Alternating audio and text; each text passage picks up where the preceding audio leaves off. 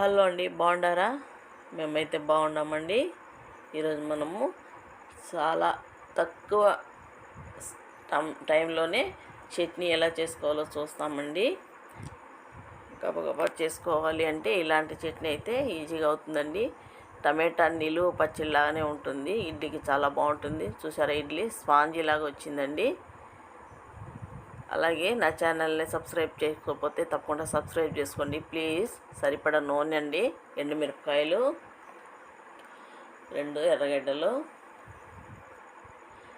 తెల్లగడ్డ 5 రూపాయలు, 5 టమోటాలు, సరిపడా సాల్ట్, కరివేపాకు అయితే లాస్ట్లో దించుకునేటప్పుడు వేసానండి. ఎందుకంటే అది కొంచెం పచ్చి పచ్చిగా వేసుకుంటే మిక్సీకి ఆ వాసన అయితే బాగుంటుందండి, అందుకోసమని.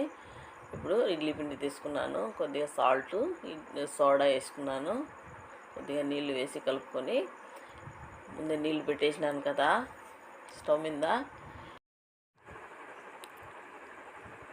ఇడ్లీ పోసి పెట్టుకున్నాము. ఇలా రావాలండి పిండి.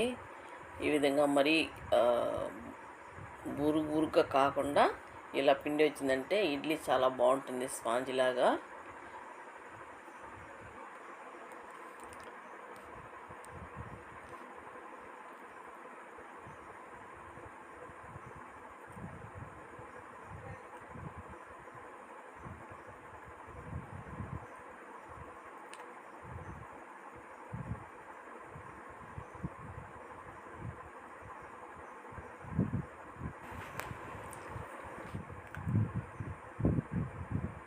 ఇడ్లీ ఉడికిపోయింది కదా, ఇంకా పచ్చడి వేయించి చల్లారి పెట్టినాను కదా, ఇప్పుడు మిక్సీకి వేసుకుందాము.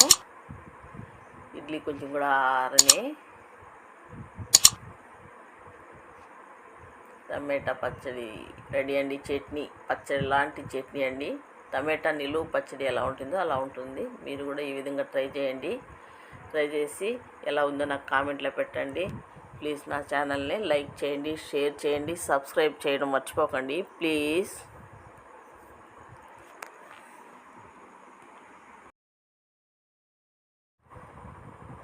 ప్లీజ్ సబ్స్క్రైబ్ చేయండి మర్చిపోకుండా.